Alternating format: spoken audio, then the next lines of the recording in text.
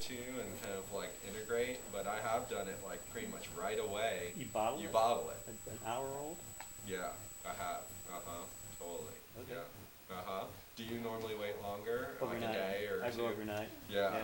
So yeah, and that's perfectly fine, and like, um, yeah, but I'm just going from experience. It's like I'm teaching this class tomorrow, you know.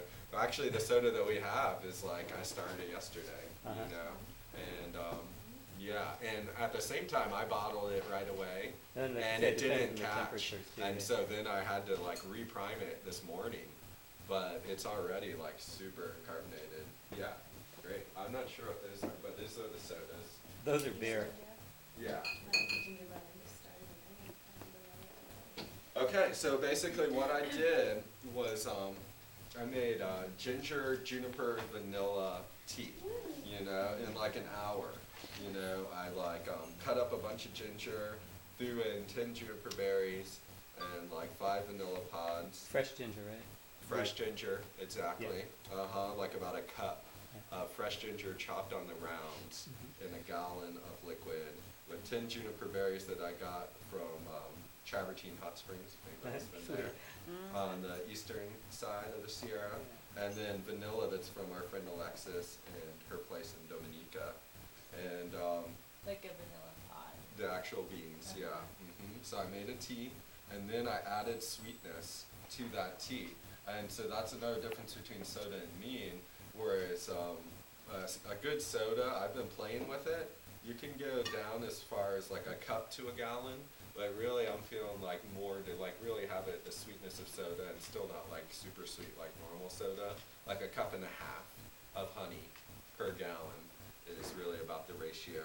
If you're going to use sugar, which is very much a viable thing too, you can use less because sugar is more concentrated, and a cup of sugar or a cup and a quarter of sugar is probably plenty per gallon. But like I'd say like a cup and a half of honey per gallon. That's what mostly what you use for sweeteners, honey. I've been really doing, yeah, just in general, I just like honey as a sweetener better than cane sugar, but I've definitely done both, you know, just to kind of play around with it. And honey is going to have its own flavor.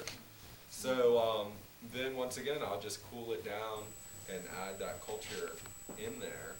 And as I was saying, I've done it in as little as just let it kind of get integrated over an hour or two, probably more like closer to 2 hours, and then bottle it right away. And then it's going to start working, and it's going to create some pressure.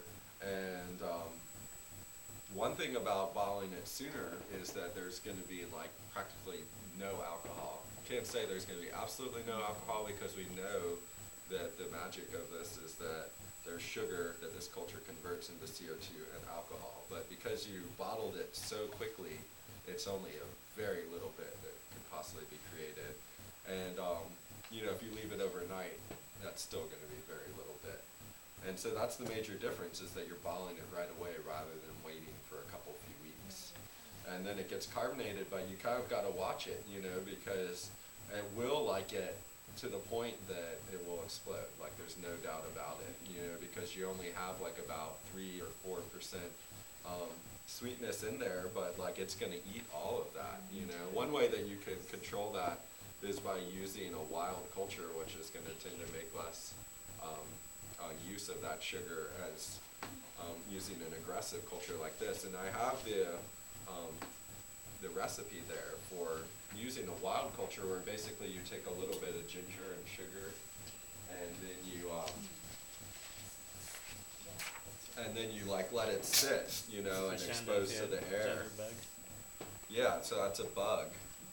And an old way to make soda is you basically have this, you know, say a 1 cup mason jar or a pint mason jar with some ginger and some sweet liquid with like a cheesecloth or, you know, towel over it or paper towel or something, so that the wild culture that's in the air will start to eat that sugar, and then you introduce that to your 1 gallon of sweet liquid.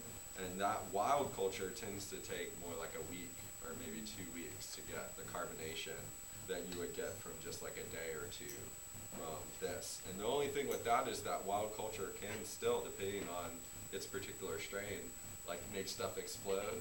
And I feel like I'm much less likely to forget stuff if I'm just doing it in a 2-day process versus like over a week or two of process. And so pretty serious stuff, like somebody's put eye out with this, you know, it's like something not to forget, you know, that there are like, you know, the practicalities of physics involved that you really can't escape. So things that I do around that is that I always will put this stuff in a container and like have it covered, so in case it does start exploding, then at least it's going to keep it localized. Because like literally, like one of our friends had shards of glass like all over the house, you know, because it was just sitting on the table there. Another thing that you can do is put it into a 2-liter plastic, you know, soda container, and that's not going to explode glass. You can feel those, like when they get harder. You're right, exactly. You just feel the tension on it. But something to say is like once you have it to the level of carbonation that you want, you can put it in the refrigerator, and that's going to make them go to sleep, and they're not going to make it any more carved. So that's a way to stop the process once you get it to the place where you want it. Did you say how much you used to buy? Once again, it's about the same, you know, like a fifth of the package to the gallon, you know. And you need it But to if you were going to bottle it right away in like an hour or two, then you might add the whole package. You know, that's something that, you know, by letting it stay overnight, it kind of reproduces naturally of its own accord. But if you're putting it individually into bottles, you want to make sure there's a critical mass of it in each one of those bottles. Do you put it in a fermenter at all? Do you just boil it out of the brew pot? Yeah, I definitely just put it out of the brew pot before, you know, and I put it in the fermenter for a day, like you were saying Either before way. too, but I've definitely done it at its simplest, like literally just a pot like that, a gallon of liquid with whatever kind of tea, or just like straight sweetener, pitch the culture into there, and then bottle it like with one of these things right out of that, you know, at its simplest. And then of course there's like these little penguin things now that you can make soda water out of. Oh, yeah. You know, so if you wanted to for sure absolutely have no alcohol, then you can either do that or you can get like soda water, you know, at the store and then add like a syrup, you know, basically to that soda water, but still use, you know, your yerba mansa and your, you know, the and OSHA and all that stuff. So, you know, even if you don't want to go through the whole fermenting process, you can still make a super yummy soda you'll never find at the store. Do we take care of that? Yeah, it's kind of fun. It's like, you know, just, Is there a nutritional difference between making a ginger bud or adding yeast? Like, do you get more enzymes, or is there anything? I don't that think you so, actually- you know, because it's basically the same species. It's just like Carol was saying, a varietal that is local to your particular area. And I'm sure there's like, if nothing else, subtle energetic things and that sort of deal. But as far as like the actual nutritional difference, I'm not sure. That there probably wouldn't be that much. Is there enzymes that can, does it make enzymes? Um, Or what is I it? can't really say specifically Is it about just that. the herbs that you're getting the herbs in soda form? It's not really Exactly. probiotic or anything. Well, there would be, I guess, to a certain degree, although I don't know the probiotic effects of this versus, say, lactobacillus and other cultures that are in yogurt and sauerkrauts and kimchis, and I definitely don't think of this as much in the probiotic field as other fermented goods.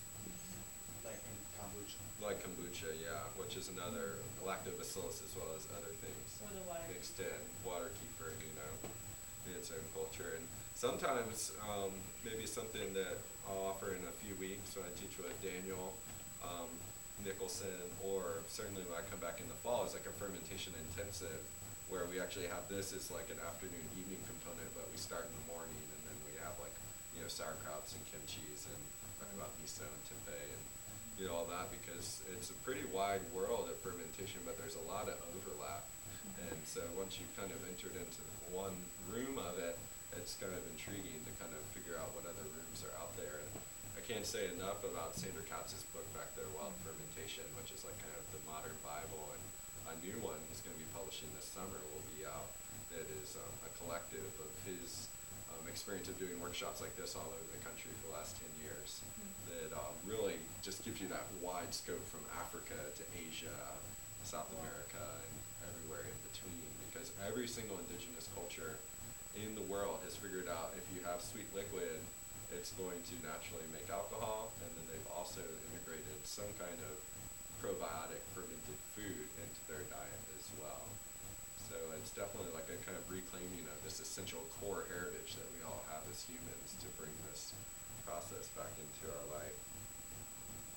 So the soda, really simple. I don't think there's that much more to say other than get thick bottles if you can with these flip top caps on them, and keep a watchful eye on them once they're in the bottles so that you don't overcarbonate them.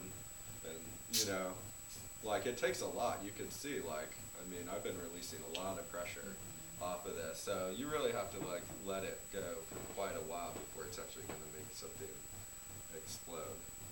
Like you'd have to leave probably for months. But that being said, like if it was hotter too, it's going to like act a lot faster as well. So if you try to do this in the summer, Or if you it'd leave be a it whole in a different deal. Parked car in the Whole sun. different deal than Oh my in the gosh. winter. Might be done in less than a day or something even. So Good